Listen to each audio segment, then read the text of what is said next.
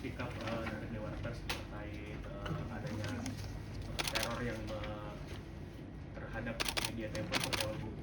Ya, tentu Dewan Pers mengecam ya pihak-pihak yang melakukan tindakan teror intimidatif dalam bentuk pengiriman kepala babi yang ditujukan pada jurnalis Tempo, Mbak Caca. Tindakan ini memperlihatkan bahwa ada pihak-pihak yang merasa dirugikan dengan kerja-kerja jurnalistik Tempo, tapi tidak ingin melakukan dengan cara dialogis, secara terbuka. Padahal kita tahu bahwa prinsip demokrasi itu harus dijunjung tinggi. Artinya harus ada keberimbangan. Kalau ada keberatan ya terhadap pemberitaan maupun kerja jurnalistik dalam bentuk lainnya, Undang-Undang 40 sudah memberikan jaminan yang merasa dirugikan punya hak jawab, punya hak tolak, punya hak koreksi. Ya, nah ini kan hal yang biasa saja gitu loh. Jadi magistratur dari pers itu adalah etik, penyelesaian etik, bukan dengan penyelesaian sanction, bukan dengan kekerasan, bukan dengan pemidanaan, tetapi dengan etik. Maka kalau ada keberatan, ya kita duduk bareng, kita mediasi di mana masalahnya.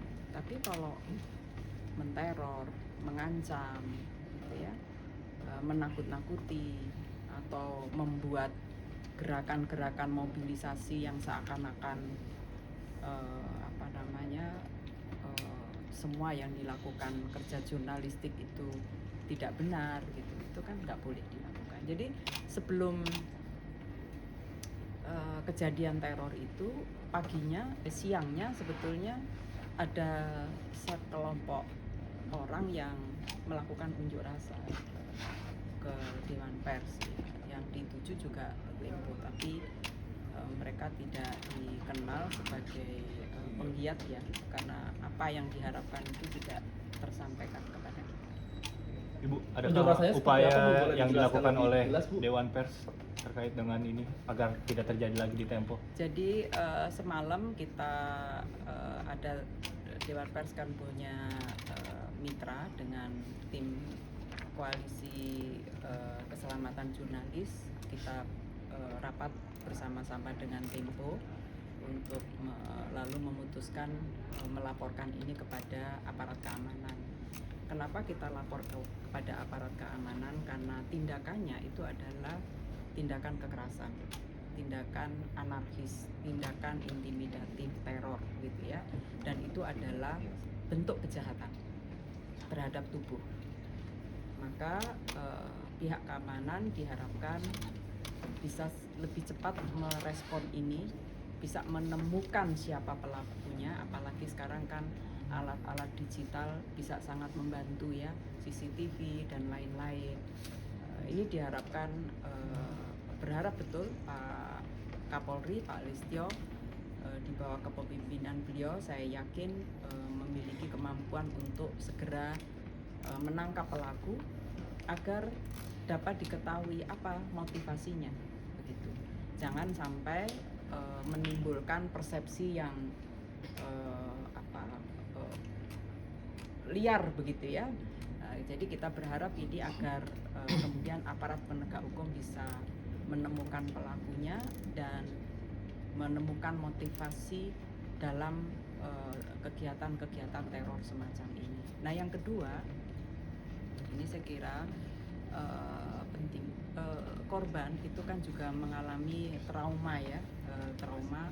Berharap betul lembaga perlindungan saksi dan korban, meskipun sekarang sudah di safe house ya, juga secara aktif ya, tidak menunggu permintaan untuk proaktif memberikan perlindungan.